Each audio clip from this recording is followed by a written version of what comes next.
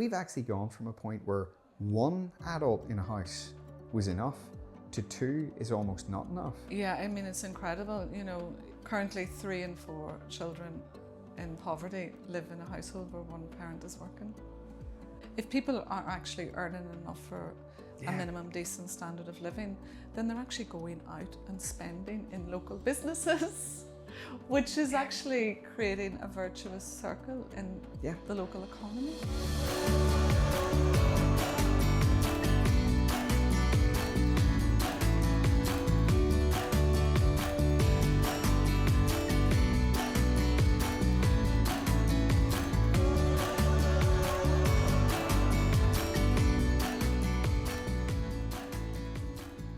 Welcome to the Vibrant Workplace podcast, proudly supported by NI Job Finder. I'm your host, Craig Thompson, and today I am with Mary McManus from Living Wage NI. Mary, welcome to the show. Thank you, Craig. Very here. good to have you on. This is such an important topic. But I guess before we get into any of that, who is Mary McManus and what is your origin story? Okay. I'm the regional manager for Living Wage NI. We are based in Advice NI, and we are funded by the Department for Economy to promote the living wage in Northern Ireland, because the living wage is a core component of a good job, which is one of the department's key economic priorities. My background is in welfare rights. I spent over 20 years working in the independent advice sector. And for about 16 of those years, I managed East Belfast Independent Advice Centre. Okay. So I come to this from an anti-poverty background. Yeah. And the living wage is a means of doing something about in-work poverty in Northern Ireland. I don't want to even ask the question because it sounds stupid, but why should people care? Why should people? Because a lot of people don't. They seem to get annoyed at the idea of even talking about paying more money to employees. So if employers are listening, why should they even care? Well, I suppose I'd maybe start by saying what the living wage is. Mm-hmm. The real living wage is the only UK wage rate that's independently calculated based on the cost of living. Okay. It's paid to everybody 18 and above. It's calculated every year by an organisation called the Resolution Foundation. And they take a look at different household types. And it's also based on the minimum income standard, which is created by the Joseph Rowntree Foundation, which looks at a basket of goods and what the general public thinks is what is required for a minimum standard for a dignified life. Yeah. And they come up with a figure which they recommend to the Living Wage Commission, who then makes the final decision for the Living Wage Foundation on what the living wage should be. So the living wage is based on what people need for a decent standard of living. And in Northern Ireland, we have had one of, if not the highest, we've had the highest rate of jobs paid below the living wage for most of recent times. And in this year, we're the second highest. Okay. So the evidence shows that people who are living on minimum wage are struggling to put food on the table. They're struggling to meet with household costs. They're struggling to afford their utility bills. Well, not all, but quite a number of people are struggling with those.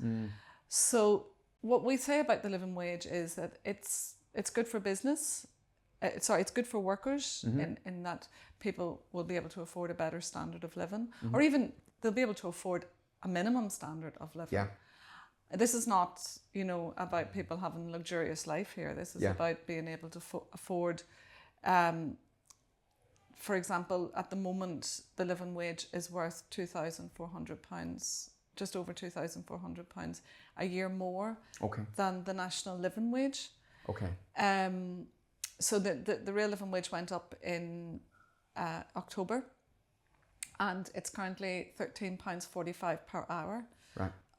So that actually over £2,418 a year represents 4 months worth of food, or 7 months worth of energy and household costs, and energy and housing costs. So you know, that's not to be sniffed at. That's making a huge contribution.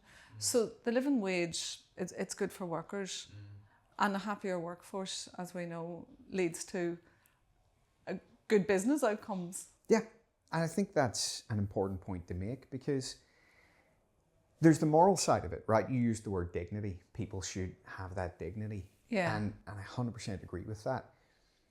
I sort of sometimes put myself in the shoes of an employer, and I think they're maybe under pressure. The margin's tight. They're thinking, how can we afford to do this? And for them, they have to see the business case for doing it. But I 100% believe there is a business case for doing it. So you don't, way, or you no, I 100% do. Yes, I yes, 100% yes, do yes. believe. I've always said that I think it's cheaper to pay a fair wage. But what is your take on it? If you were selling the business case to a company for why they should pay their staff the real living wage, what would be the business case? Well, you know, the living wage movement is 24 years old this year.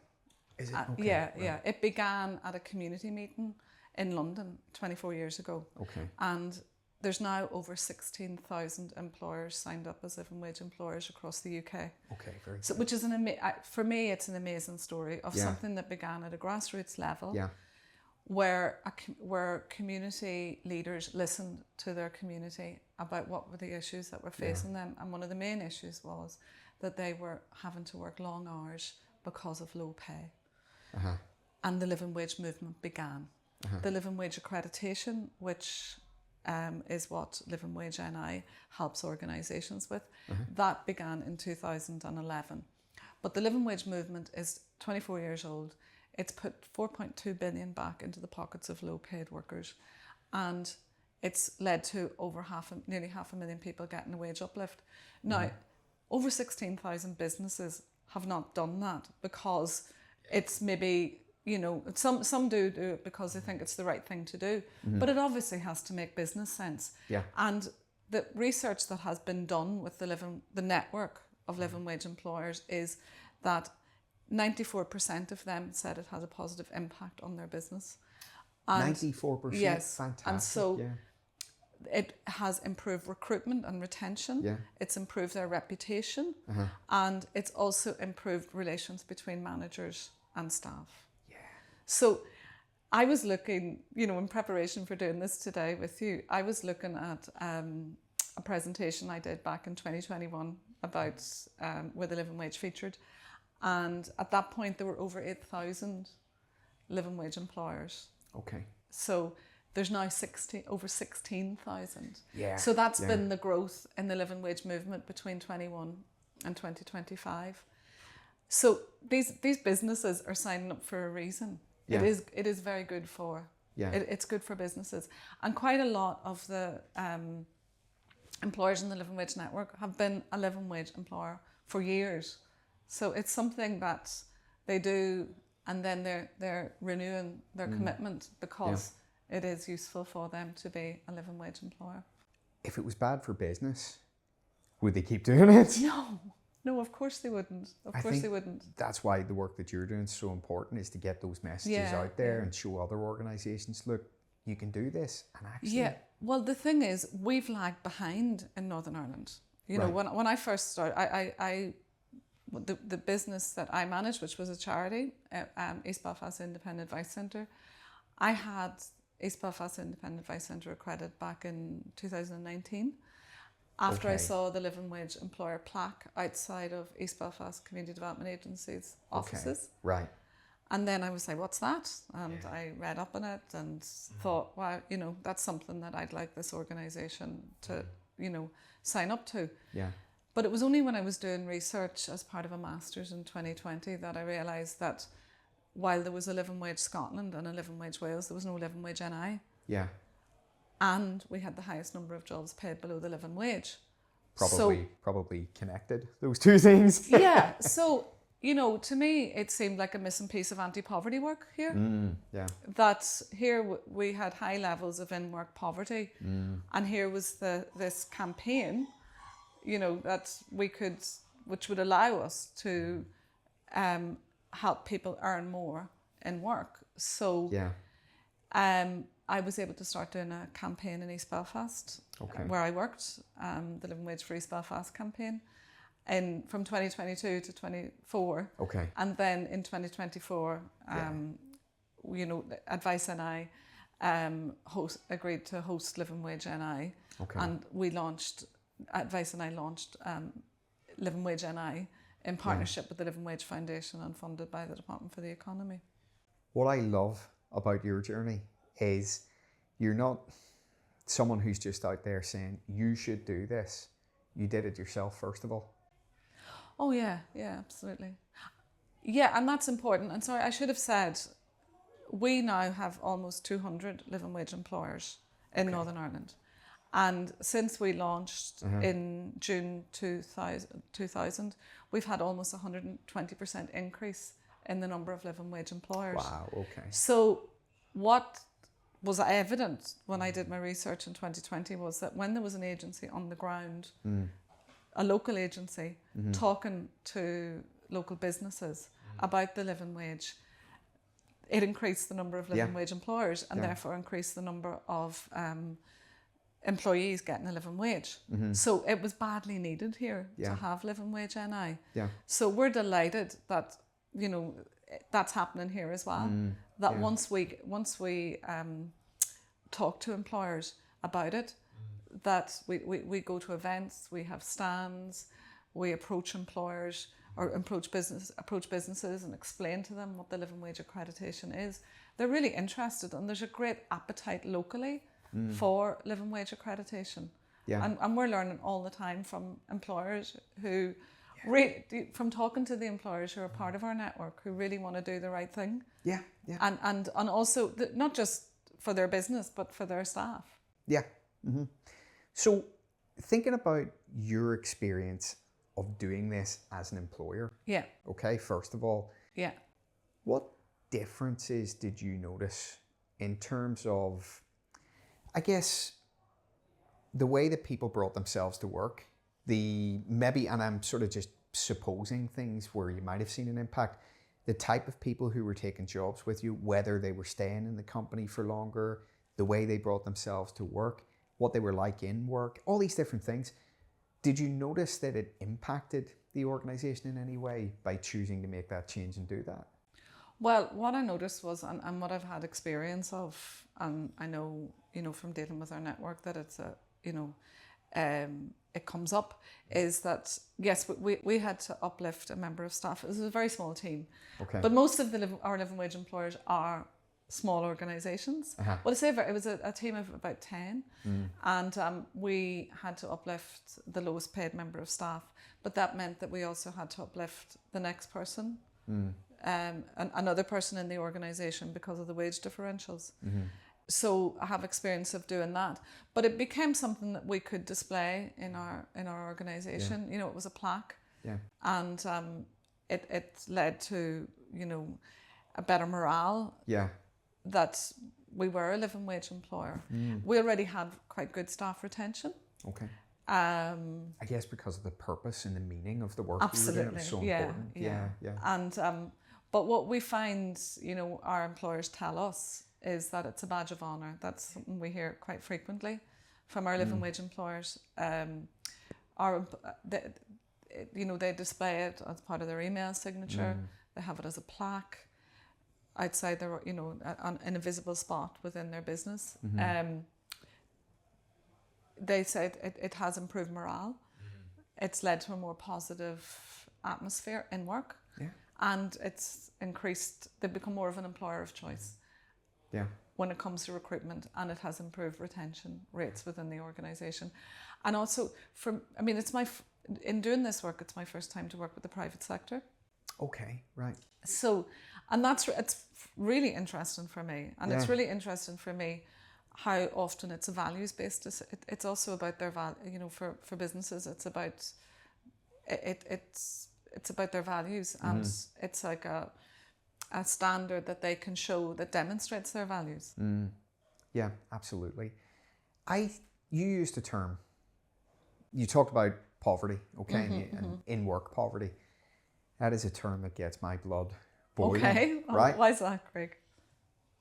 A full-time worker will go to work for about 100,000 hours Okay. during their lifetime. It's not a motivational story, that is it, right? Right. And, you know, I remember when I first came across that stat, all I could think was someone is going to work more during their conscious waking hours in the best years of their lives for about 45 years, right? Yeah. Than anything else that they will do when they're awake. Yeah. They're going to work more. That's a big sacrifice. That's a big commitment. Yeah. Sometimes people debate that with me and they say, it's not a sacrifice, they get paid. And I go, 100,000 hours of your life, I don't think people could ever be paid enough to give 100,000 hours to employers. How many hours do we get Well, exactly. in a lifetime? You think about by the time you come out of work, you get home in the evening, you're knackered, you've got to make dinner, you've got to do the dishes, you've maybe got some chores or things you need to catch up on, things to do. By the time you actually sit down and get to just relax, or maybe, you want to do some exercise or whatever you do, hobbies, interests, you don't get very much time to just live, do you?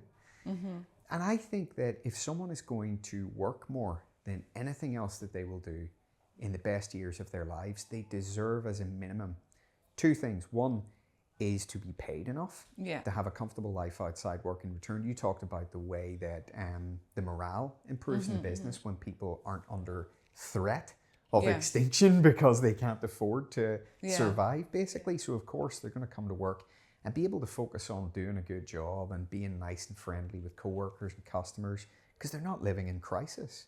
So I think, one, people deserve enough to live a life of comfort. No, I'm not talking about luxury, right? If people want luxury, then that should be the point where they can choose, do I want to grow in my career? Do I want to push myself harder, etc.? But if someone works full time, I think they deserve to earn enough to survive. I don't think that's asking too much. No. Secondly, the other part then, which comes into it in terms of the work I do around culture, is I think they should be part of something that is good for them.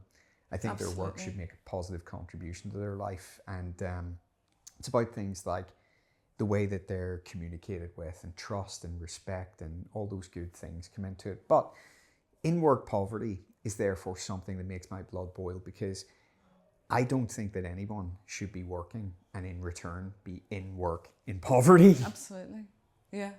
I don't even understand how that's a conversation. And there's this toxic, almost machoism that you see around social media these days, where you see these gurus, and I'm not going to name anybody and get myself sued, but you'll know who I'm talking about.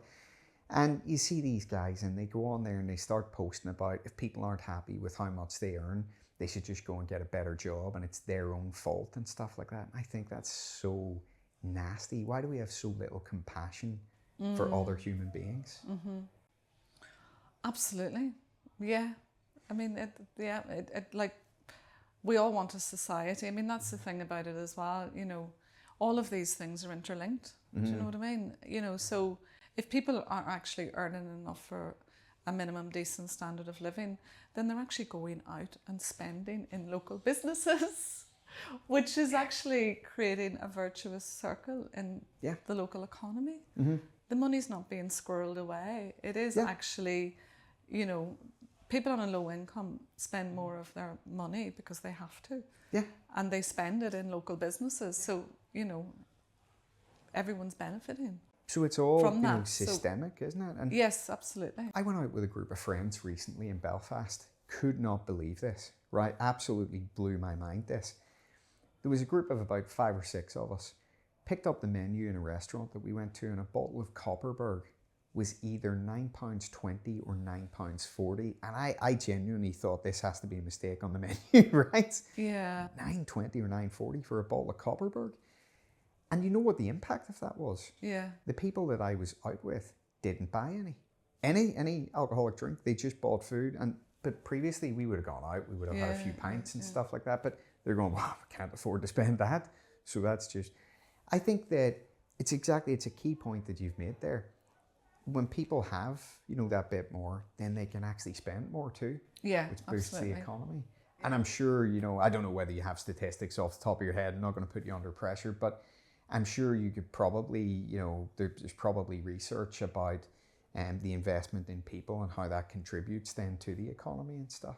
Absolutely. Well, if 25% of jobs that are currently low paid at minimum wage here were uplifted to the living wage, it would contribute almost 47 million to the Northern Ireland economy. Is that right? Yeah. So with almost 200 living wage employers in Northern Ireland, you know, when the living wage goes up, that means that like over 5,000 people will get a wage uplift, and it will also contribute 20 million to the local economy. So, you know, these are very tangible figures that have been, you know, calculated, that there is a... So what we say about the living wage is it's a win-win-win.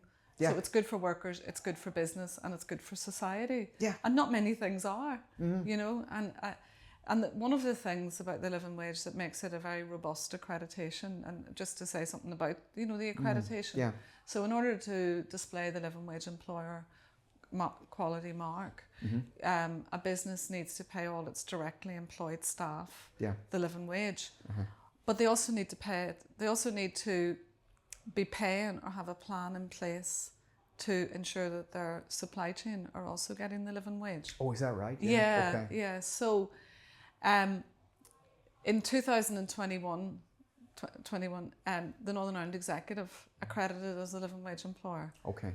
So, and then from 2022, so that was a very big accreditation for here. And they were I think, look at my figures from a presentation last night, they were the second public sector organisation to accredit in Northern Ireland. So we got our executive. Yeah. So now we have the Northern Ireland Executive, and since then we've also had the 2 universities sign up as living wage employers. Right. We've had Belfast City Council, we've had Ards and North Down Borough Council. So these are organisations with big supply chains. And so they had to agree a plan. They had to check with their supply chain to see if they were paying the living wage. Yeah. And then, no, it's for services, it's not for goods. It's just it's for services only. And they had to ensure that if they weren't paying the living wage, that at the next point of the contract where they could renegotiate, that they would ensure that service was being procured at a real living wage rate.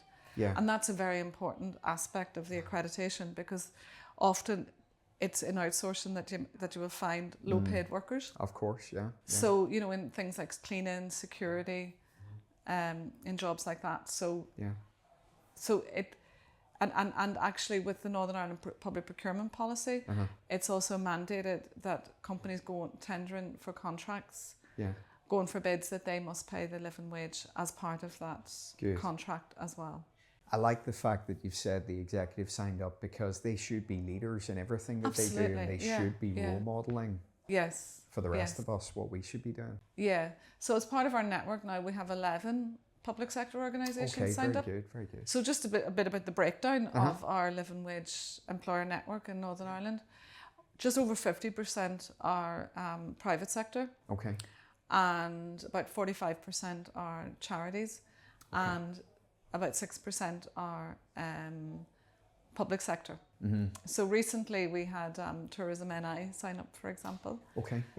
So it's fantastic to see more of the public sector embrace this. Yeah. Because there's like over 950 public sector organisations across the UK signed up. Like almost all of the councils in Scotland are signed up. Good. As living wage employers, for example. So we're very much hoping that more councils will sign up across Northern Ireland, not just, you know, we currently have Belfast and Ards and North Down. We signed up this year. So they became the first council outside of Belfast to do it, demonstrating that it is possible for the others to follow suit. I like that.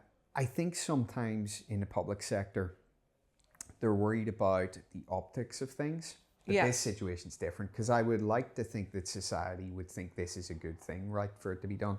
But sometimes I see things and it really frustrates me. I remember back during the pandemic, for example, I can't remember if it was the NHS or if it was a council, but employees who had gone above and beyond, they were given something like a voucher or something. And this went all over the media, right, where people were going, you know, money's being thrown around on vouchers for employees and stuff. And I thought, come on, the problem when you're in the public sector is everyone's always looking at how you're spending your money. And if you do anything nice for your employees, you know, if like a council goes and does a pilot of a 4-day week, everybody goes crazy. Despite the fact that the research says, It helps Yes. with talent attraction. It helps with staff retention. People come to work more often. Productivity. Productivity goes up, etc., etc. But people go, oh, you can't, that's our money that you're spending. Yeah, but you know what, Craig? I wonder whose voices get amplified. Yeah, yeah. Do you know Well, what you that's true. mean? Yeah, yeah. You know, I think, yeah, some of the voices we hear aren't necessarily how the majority of people feel. It's who's Who's loud shouting. and controversial, Yes. and unfortunately on social media, Yeah. the logical, rational voice is maybe a bit more vanilla, whereas the controversial voice tends to Yeah. explode. Yeah. So, yeah, Absolutely. you're right. I would like to think that people would get behind that. You couldn't imagine. I mean, one thing that always comes into my head is when I talk about what I do and I talk about culture and looking after people, etc. There is, I don't know how much you've seen of this, but there is a lot of negativity, right, about young people today and the workforce. Stuff goes around that says today's workforce is greedy and disloyal and entitled and all the rest of it. I was at the Northern Ireland game the other day. I think I said this to you before we recorded, right? I was at the Northern Ireland game on Monday night. There was two people behind me in the stadium, and they were clearly both business owners because they were talking about their workforce. And they were ranting, right? And one of them said at one point, the thing about today's workforce is they just want everything handed to them, right? And when I hear stuff like this, I think, who are we talking about when we talk about today's workforce? When you forget about them as workers, right? We're talking about our kids or the kids of friends or family members of ours. We're talking about nieces and nephews and grandchildren, Yeah. right? Why don't we have compassion for those people? Yeah. Yeah. And the moral side of it is do good business because it's the right thing to do. And we should want to, because these are, as I say, ultimately they're all connected to us, friends, family members, etc. So why would we not want them to do well? Secondly, the cost of living, as we all know, has become pretty damn difficult in recent years. I always look at the statistics because this is a good benchmark, the average price of a house, because that's what people want in life. They want security. They want to know they're going to have a roof over their head. The average price of a home in the 1970s was 2.5 times the average annual salary, right? The average price today, it's like quadrupled. It's about 10 times now. 10 times the average salary. A household used to have one parent that would go to work, and I don't care which one it was, right? But it was sustainable, it was affordable for there to be one worker, and we could have a home, own that home, retire, and know that we're not at threat of extinction. Is the way it always comes into my head. Nowadays, there's multiple full-time workers in the home. They can't afford to survive. And as opposed to people going, we need to think differently about the contract that people have for the transaction of giving 100,000 hours of their life, what they get back in return. People don't want to talk about that. They want to kind of gaslight the in-work poor. And they want to go, you know what, if you can't afford to have the home that you've got, move somewhere else. Or they go, rent out a room in your house, etc. We've actually gone from a point where one adult in a house was enough to two is almost not enough. And where we look for the problem there is these people must just be greedy. Yeah. Yeah, I mean, it's incredible. One of our most recent living wage employers is the Northern Ireland Commissioner for Children and Young People. And currently 3 in 4 children in poverty live in a household where one parent is working. So it kind of says it all, doesn't it? Yeah. So there's nothing very greedy about that. Do you know what? For the most part, I remember a couple of years ago, I put a poll on LinkedIn and I asked people if you could have any amount of money, and the 4 options that I gave them to vote on were you could be a billionaire, you could be a millionaire, you could be just really well off, or you could just have enough to, get by and be comfortable. How much would you want, right? And something like, I think it was 87% of the respondents said they just wanted to be comfortable. Yeah. I don't think people are asking for that much. Absolutely not. I was driving up the road. I put a rant on TikTok about this a while ago, right? I was driving up the road listening to an interview on either Radio 2 or Radio 4. And it was a single working mother being interviewed about the pressure of, the cost of living. And she talked about how she works 2 jobs and she's struggling to get by. And the reporter, the interviewer, said to her, well, tell me this, do you have Netflix? And that cracks me up, right? Why should someone who is working 2 jobs not be able to afford to have Netflix? Yeah. Because I don't think that people should aspire to just, having the critical essentials that you need to survive in life if they're working full time. I think that people should be able to, go on a holiday and have a nice house and afford to watch the bloody TV, Yeah, I mean, it would be great if everybody had enough in our society. I mean, one thing I think would be quite interesting for you to look at, or maybe for some of the people watching or listening to this, is to go on the Living Wage Foundation website and look at how the living wage is calculated. Because they factor in things that, that the current minimum wage rates don't, like such as a boiler breaking down, which is an emergency, making sure that people have enough for that, or if their kid is going to a birthday party, that they can afford to buy a birthday present, for example. That these things that are considered what people would require for that, for a minimum standard that isn't just about barely scraping by, where you're worried about having to use a food bank or not being able to afford your electricity bills. And how can a person in that situation bring their best selves to work? No, exactly. How can they contribute? Because I think there's some things about this as well that the recruitment and retention is it's very big, but if you bring it down to the smaller stuff, like about being present and being creative in your work and contributing ideas and all of those things that are really good for business, and how much a workforce is engaged in their job. Or is there retention elsewhere because they're trying to survive? If you came across Maslow's hierarchy of needs, yes, you know what that is. There will be people who are listening who haven't, but it has been circulated so much that you would imagine most people have came across it. But obviously, for those who don't know it, it looks at where people's focus is in life because of, I guess, the needs that they have, and the idea being that they start at the bottom of the pyramid with those physiological needs in terms of health and safety and security would be the bottom 2 levels, and then they start to progress from there up into I guess there's things like self-esteem, and there's 2 different ways to look at self-esteem. There's how you feel about yourself, but it's also what you think other people feel about you. But the pinnacle of the hierarchy is about self-actualization, which is what you're talking about, where we want people to bring themselves to work, not to be distracted by all these crises in their life, to be able to focus on being the best they can be and fulfilling their potential. And that's when they're coming to work and they're innovating and they're problem solving and they're making the customer the priority and all these things. But as you say, why would they ever be able to do that if the actual main priority in their life right now is survival? If they're thinking about the boiler's broken down, as you say, it's going to have to be replaced, it's going to cost me, whatever, I'm going to be out of the house, what am I going to do about the kids, etc., etc. Of course they're not going to be in work thinking about doing their best work. No. And like some of the feedback from workers about the living wage is that they feel valued. Which the is ones really that are getting it. When the feedback is that they feel valued, and that that they may perhaps be able to move out of home and get their own place, or they may be able to save for that house that you're talking about.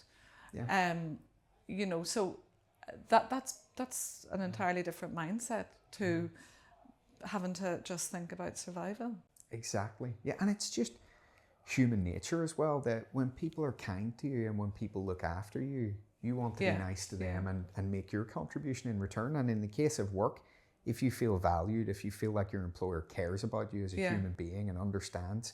I'm going to give you a story here, right? Okay. Company I left in 2014, and this was the point where my disconnect with the world of work happened, which is why I do what I do now.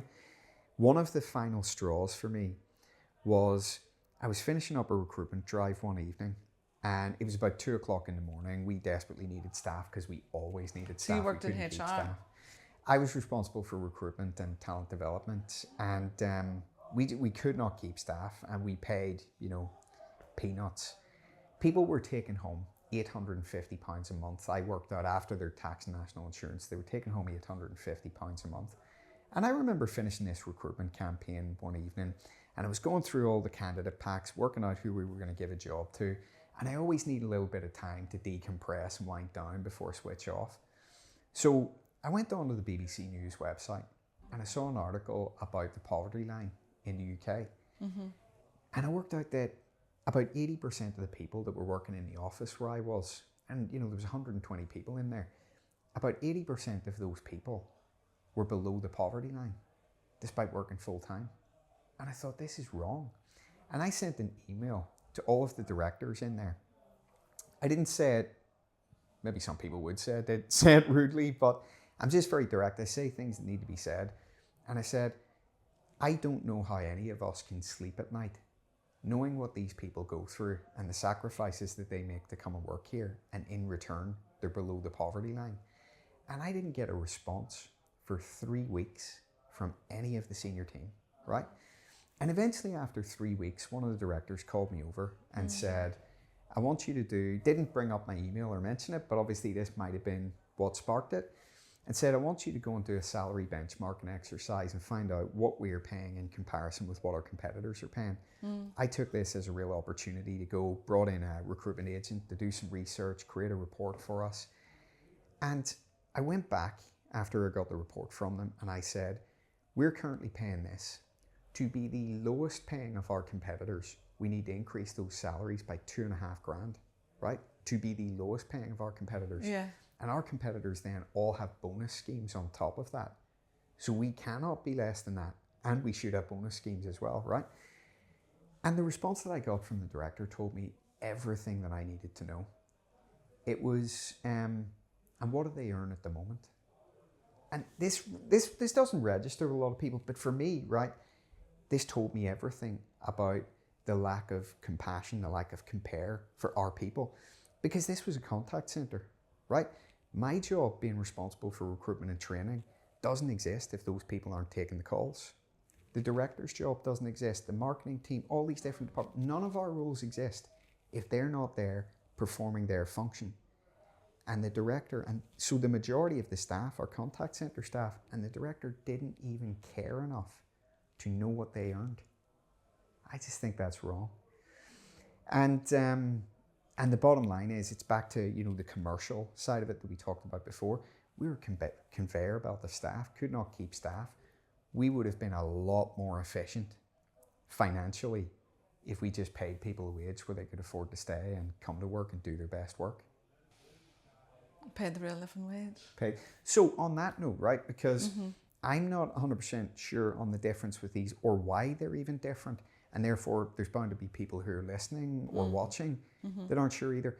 There's obviously the national minimum wage. Yeah. And then there's the living wage. National living wage, yeah. And then there's the real living wage. Yeah. Well, you have three. You have what's called the minimum wage, which is for 18 to 20 euros. And then you have the national living wage, which is it's basically the minimum wage for people 21 and above. And it's currently £12.21 an hour, and the minimum wage is £10 an hour for everybody 18 to 20. So the real living wage is the only independently calculated wage rate. It's also voluntary. Yeah. Right. So the minimum wage rates, it's they're statutory and they have to be paid. So the real living wage is the only one that's independently calculated, and it's paid to everyone 18 and above. Okay. So there's no differentiation with age there. Yeah. So, and also the living wage accreditation scheme is voluntary as well. And I suppose one thing I'd like to say in this conversation, Craig, is that I'd really like to big up the companies that Who do it? sign up as living wage employers, and most of them are small. Like I had a look at our figures, and 77% of our living wage employer network in Northern Ireland is it's 50 and below. Have staff teams of 50 and below. So, and it's true of the living wage employer network. We do have large employers. The UK wide over 16,000. Quite a number of the FTSE 100 companies. We have IKEA, for example. Right. We have Aviva. We have some of the Premier League football teams. Okay. Some of the big you know, the big banks.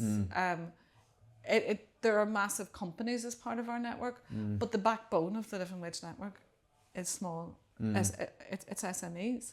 So it's a very, very good news story about SMEs and about small employers. And last week was Living Wage Week, and that's the week that we celebrate the Living Wage Network, and we celebrate our employers for going that extra mile as a responsible employer and signing up to the accreditation. Yeah. And we had an event in Belfast, really well attended event. And it's always great for myself and my colleague Ruth, because there's just two of us doing this. Okay. And it's fantastic for us to hear from our living wage employers. Yeah. And it's fantastic work to do, because we get to work with employers who are really thinking about who they are and what they're offering to their staff.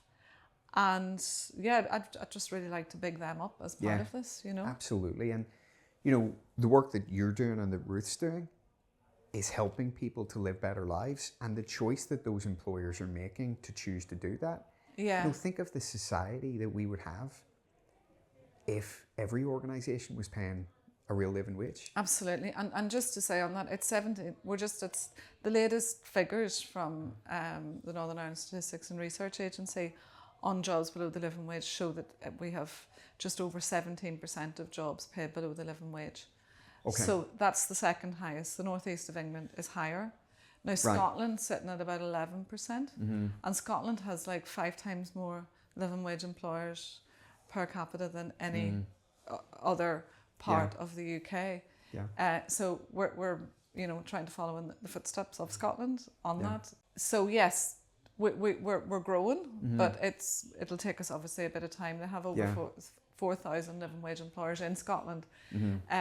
But with the growth that we've had in the last year, there's a demonstration that the living wage accreditation and the real living wage isn't that well known in Northern Ireland. So part of our job is to go out and raise that awareness. Yeah. And there's a great appetite, and I would say to any company out there who are thinking of signing up, you know, join us. It's you know, our job is to name and fame the employers. Yeah.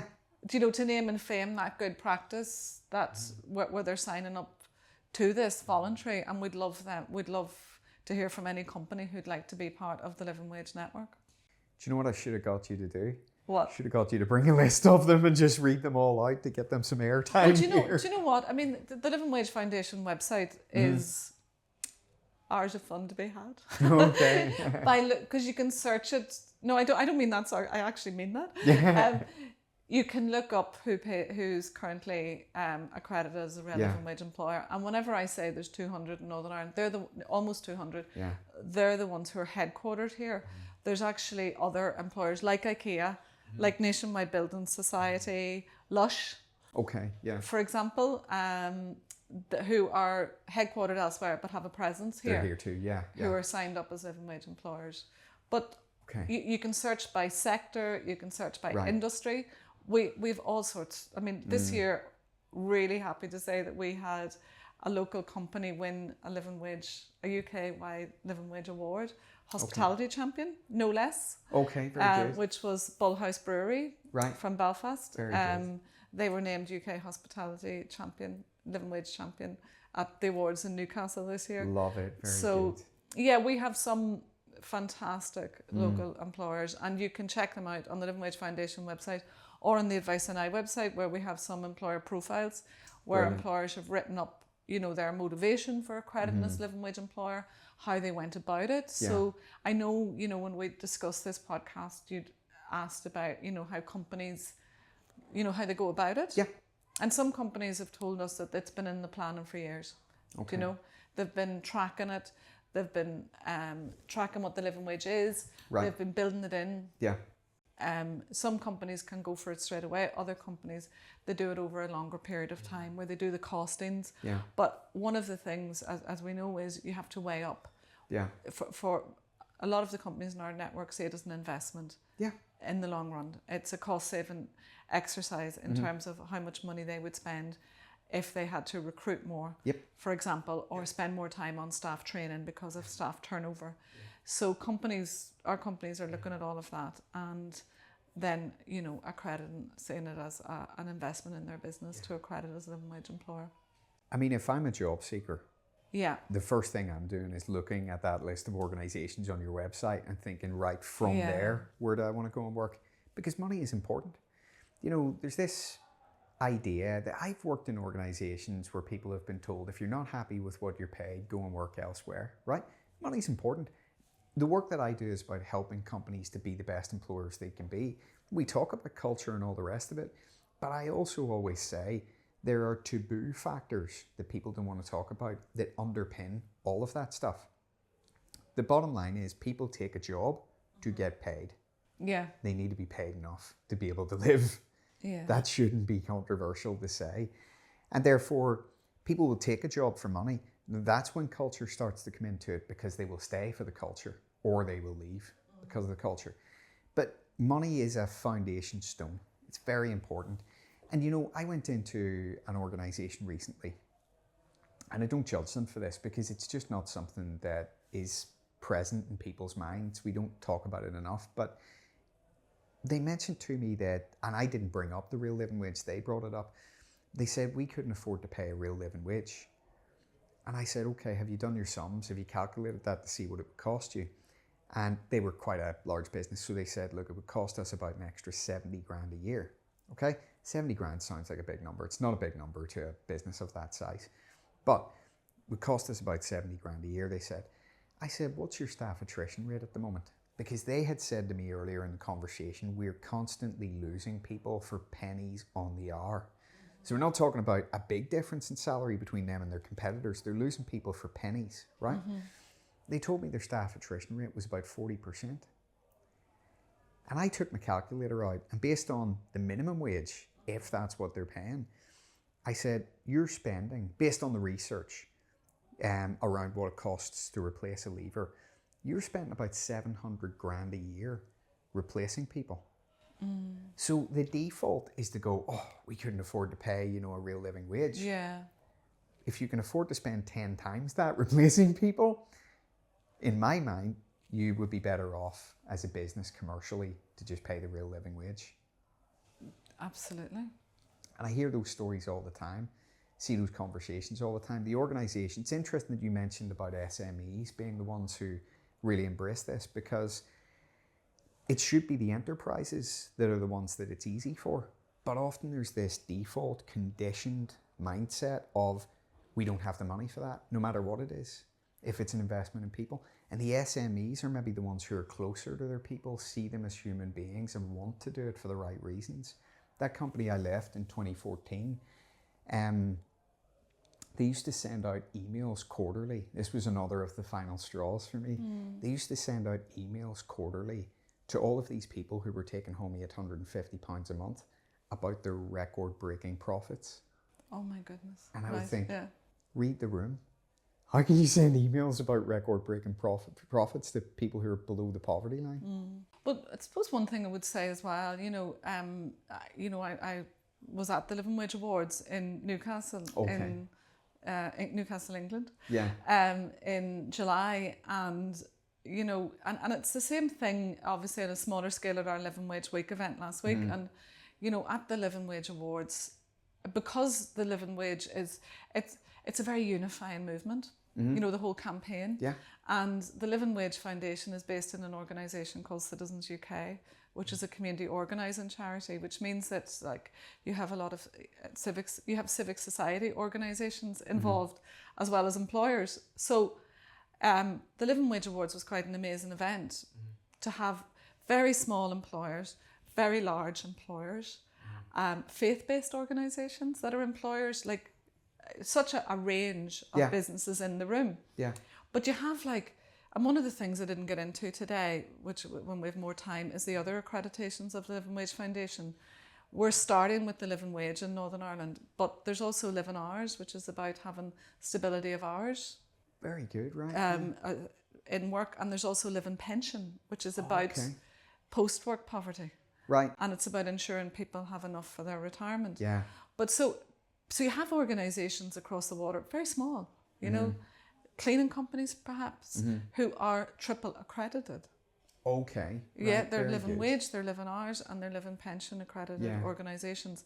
So you have like in the room these remarkable, like, you know, these great examples of good practice, and that's really infectious Yeah. Yeah. to be around. Yeah. And it was the same, you know, at our event last week where we were able to have, there's also an accreditation called the Living Wage Funder and Belfast Charitable Society, the oldest charity in Belfast, if not in the whole of the north and maybe even the whole of the island, Yeah. associated with the great Mary McManus.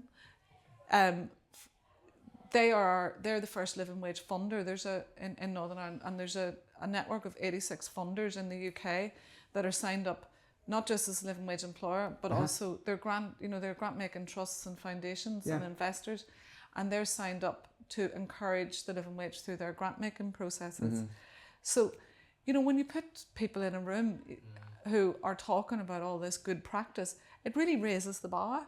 Yeah. And it makes it, you know, I've seen it. It makes organisations want to go further. Yeah. You know, and plus, I at the table, you know, the table I was sitting at the Living Wage Awards in Newcastle, I was with a household name, large employer, who were sitting hearing from these very small organisations, and how far they were going. And even though this organisation was, you know, there because of their good practice, they were like, how can we go further?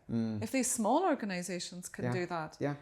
So, you know, good practice it's infectious to be around. We need to see it as an investment ultimately, Yeah. because if it comes to anything else, if it comes to, you know, bringing a new piece of equipment or machinery into your business, we'll be thinking it's a lot of money, but I know it's going to pay off in 2 to 3 years. Yeah. And when we look at our people, we think, just can't afford to do that. And that's where it stops. We don't think about the return on investment long term. And there absolutely will be a return on investment. I truly believe that it pays to pay fairly.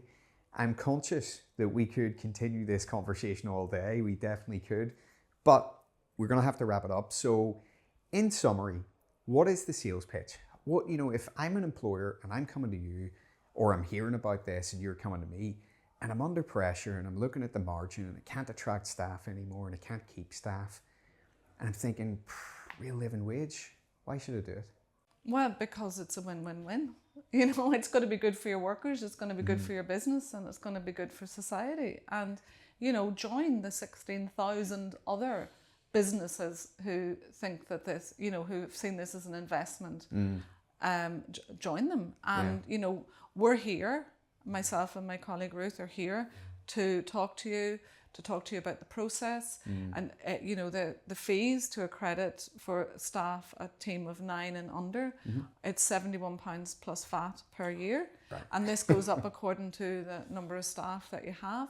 But talk to us about it. You know, if you feel you know, because we have a network of such a large network, we have examples. We can help you.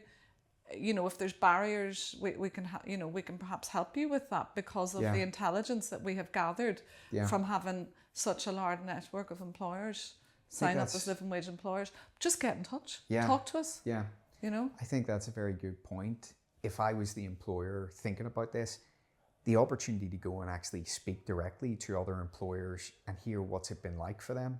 And as you said before, if 94% of them are saying this has been good for business. Yes, do. And lots of our living wage employers are happy to share, you know, to talk to other employers as well. And you know, that's what we're here for. We're here to support employers. So get in touch and have a chat with us. What's the best way for them to contact you? They can contact us through, if you want to go on the Living Wage Foundation website and register an interest in the living wage, or we could maybe display the email address in the chat where you're sharing this. You know, I'll put my email address in there. Brilliant. And they can get in touch. Thank you very much for coming on and talking about what is a really, really important topic, Mary. I hope it's been useful for you. I hope it helps to spread the good word, get it out there further. I hope you get a load of companies signing up with you ultimately off the back of this. Thank you to everybody who has tuned in. I hope that you've found this to be informative and an interesting conversation.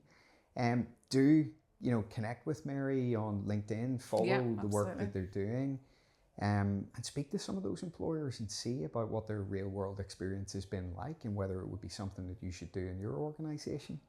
Hope you have enjoyed the episode. If you have, I'd really appreciate it if you would give it a 5-star rating, a follow, and a share on social media to help to spread these stories and hopefully build that movement further. And ultimately, we'll have a happier, healthier society if we do.